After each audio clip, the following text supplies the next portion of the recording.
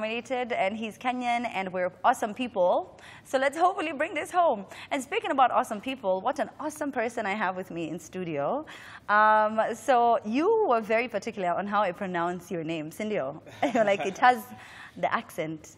So ni Mũnũku, Mũnũku, yes. Mũnũku. You actually got it right when you called the first time. Yeah. And I was surprised because people usually don't get it, even people who have been with for a long time. Yeah, so Robert Mũnũku. Yes. Oh, there you go. Yeah. It's because, you know, Kiambu, I interact with a lot of people. Okay. My producer is called Shege, so Oh, yeah, yeah. it helps. Yeah, but How at do you least say? the names are consistent. Not love. Eh?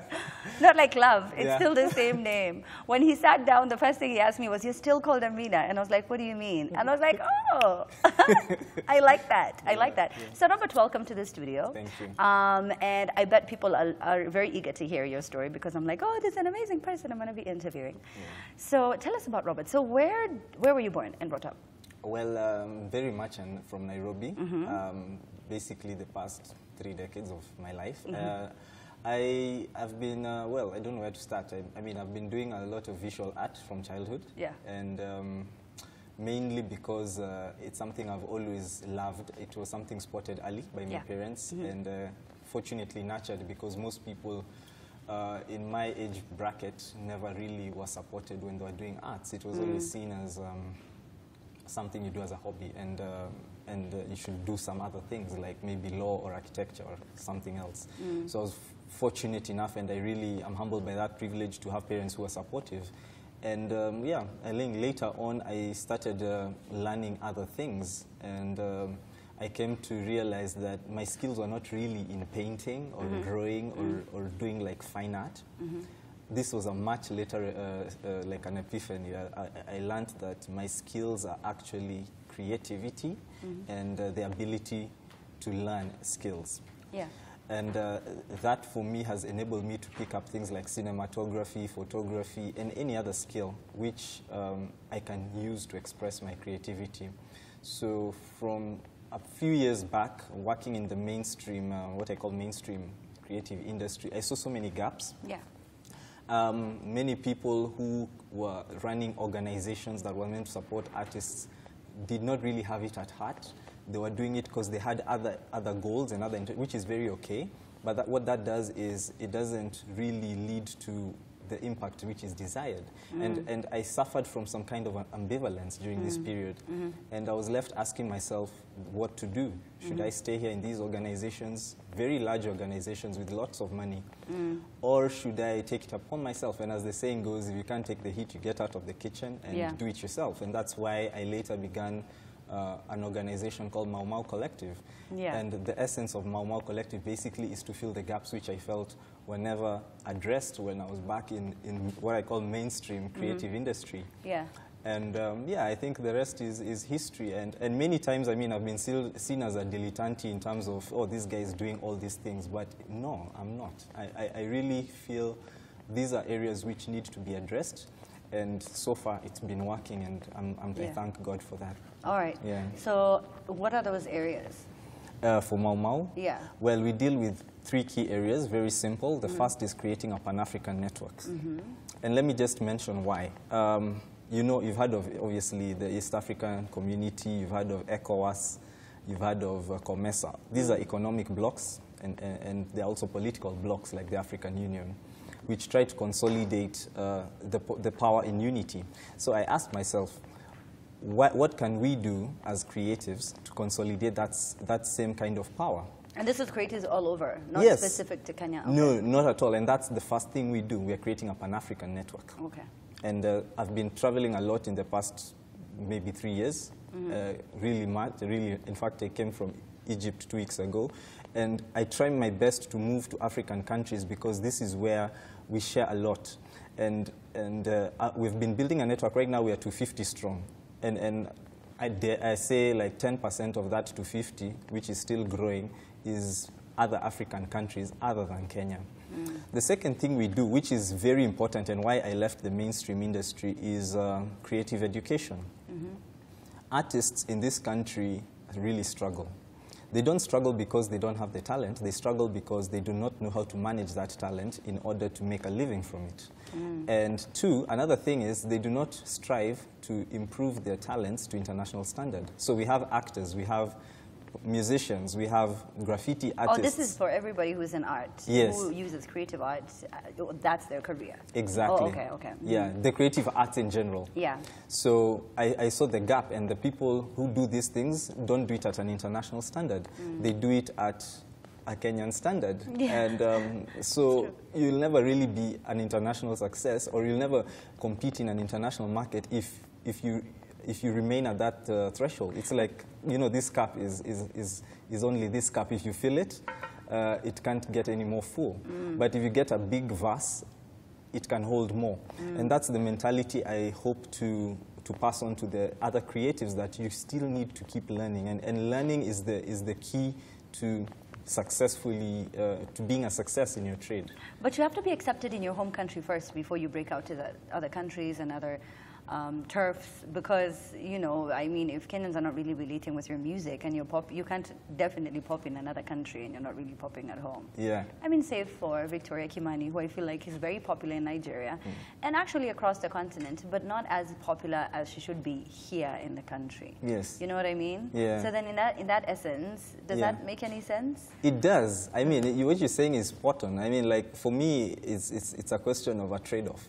Would you rather be, let's use Victoria Kimani, who is really successful right now? I think for her, it's a acceptable trade-off to be popular internationally and not at home. Because after all, at the end of the day, your success, or what you gauge your success by, is basically you're doing. I would, if you look at the inverse, if you were to be a success here and you can't keep the lights on, you're a local sensation. There's so many local artists, I even know them personally. They're so popular. Popularity is one thing.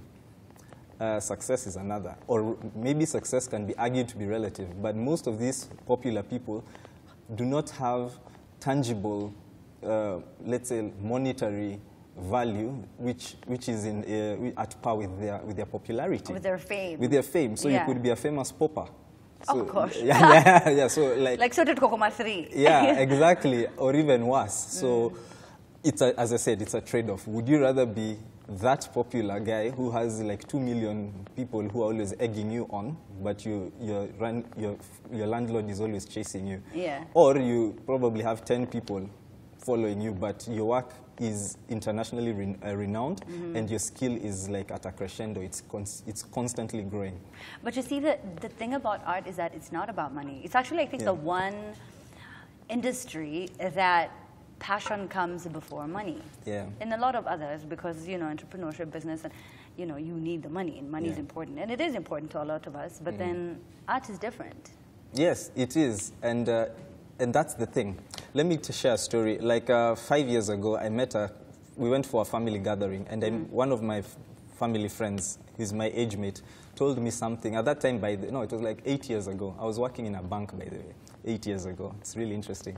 And he told me something. At that time, we were both struggling with some form of ambivalence in our jobs, and we wanted to do what we really wanted, the passion you talk about. And I wanted to do art full-time. And he, likewise, wanted to do something else. So he said something that I've never forgotten. He said, if you want to be a butterfly farmer, go, and you're really passionate about butterflies, you know even how those wings look like, the colors, everything. Go ahead and you'll be the best butterfly farmer in the world. Why? Because your passion drives it. So passion is but an ingredient of success. Money, obviously, as you said, I totally agree, comes later. But if you do not have the passion, even that money will not come. Yeah. Or any other thing. Passion is always like the pivotal thing that will drive you to where you're headed. Because money does come. Do you feel a lot of us don't do what we're passionate about? Yeah. Like I feel like I meet a lot of very sad, unhappy people at work. They do it because they need to pay rent. They do it because they need to pay fees. They do it because they need to party. They do it because, but that's not what they love.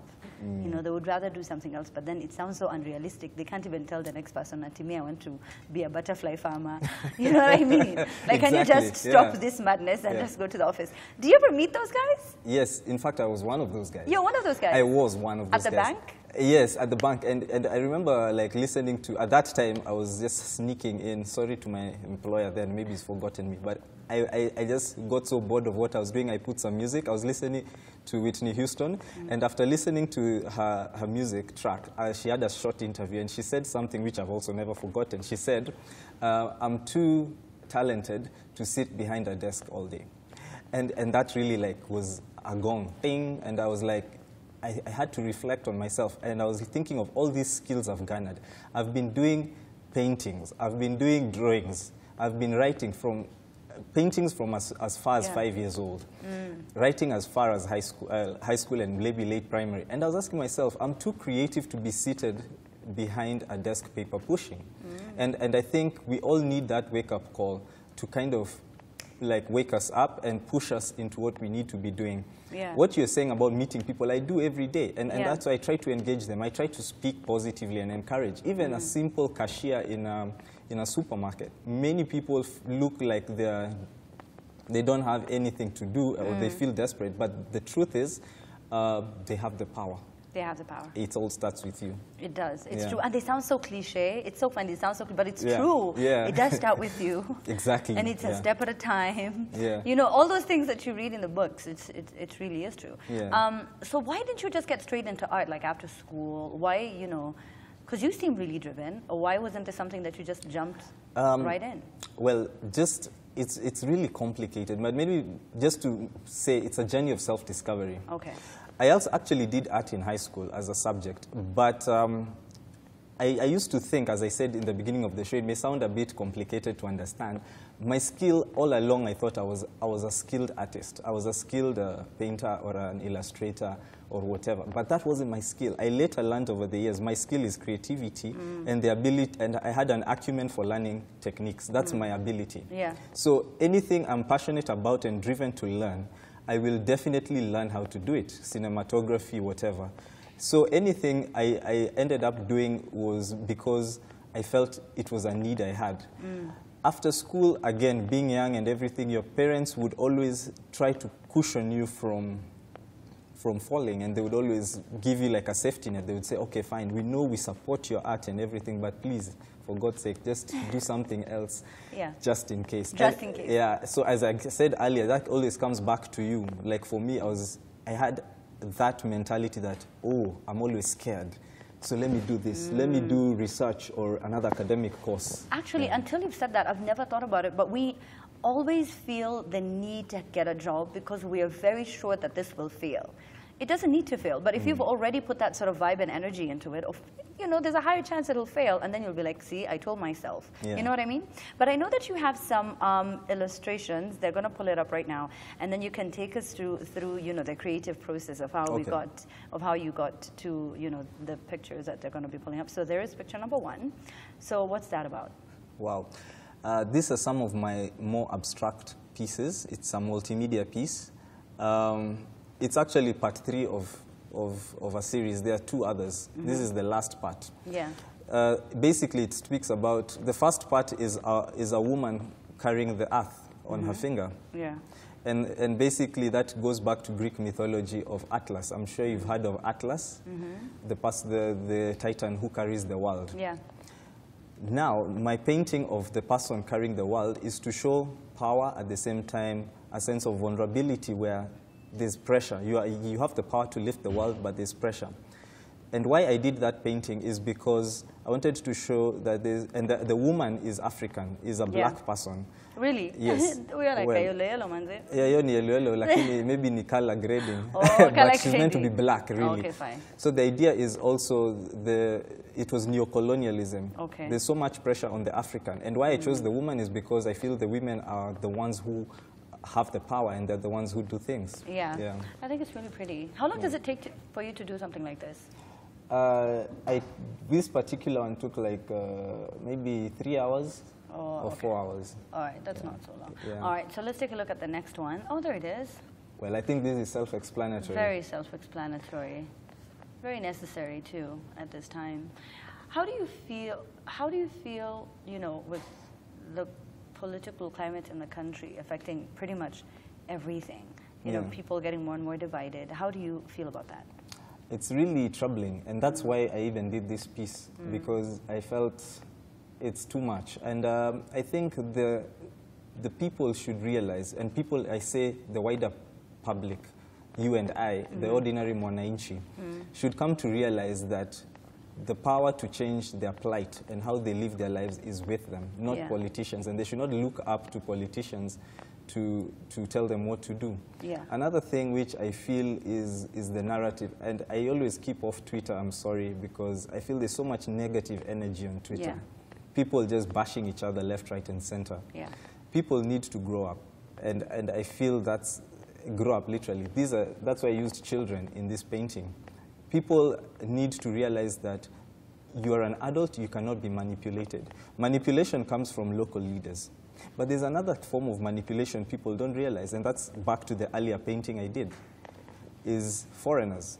And I say this with a lot of respect, not all foreigners, but there's a lot of foreign influence in our local politics. We have to be cognizant to the fact that there's a lot of foreign interference. There's a lot of money being channeled for so-called activism. An activist, in my opinion, is Wangare Maathai. Is not somebody who's paid to push an agenda. Is not somebody who's paid to go to the streets and demonstrate. That's not an activist. To me, that's an actor. It's a good actor. A good actor, or an activist. So, it just really needs to be toned down. It is to be toned down. It does. So what do you hope to achieve with Mau Mau Collective eventually? Keep it really brief, because we are out of time. Oh, okay. Basically, again, as I said, forming that Pan-African movement, whereby creatives can leverage on their resources from each other instead of looking to external resources, to empowering just the ordinary person here who is an artist, so that they can be able to compete internationally with their skill and with their trade. So how can people join in? How do they contact you? We are actually going to launch a website next month. We have been having a call. We had a call out a couple of months back where people can just get into a Google form and sign up, and that's how we've been growing our network. We are going to scrape that information we've been getting on the Google platform onto our website, and we're also in the process of developing a mobile phone app called Mau Mau Lite, which will also kind of complement the website. What do you want to be remembered for, Robert? Because you seem really passionate about so much. Well, I think I would, if nothing else, not conforming. That's dope. Yeah, and I just, maybe if I would tell the children who are growing up, the knowledge and wisdom is the real power. So you stick to your schooling. And I wouldn't say schooling in the conventional sense. Read books, watch relevant stuff, talk to relevant people like Amina, and so on. Amina Love. Amina Love. Yeah, exactly. That's really cool. That's really cool. Robert Mũnũku, I hope I said that name right. I did. Yes. You can watch a lot of his content on Mau Mau Collective. I hope they're up somewhere. They're up on YouTube? Yeah, we put on Mau Mau Arts on YouTube, and our Twitter handle is @MauMauArts as well. It's fantastic work. I guarantee you that. Thank you so much for coming. Thank I really appreciate it. We have so much more coming up right after the break. You're watching K24 Alfajiri.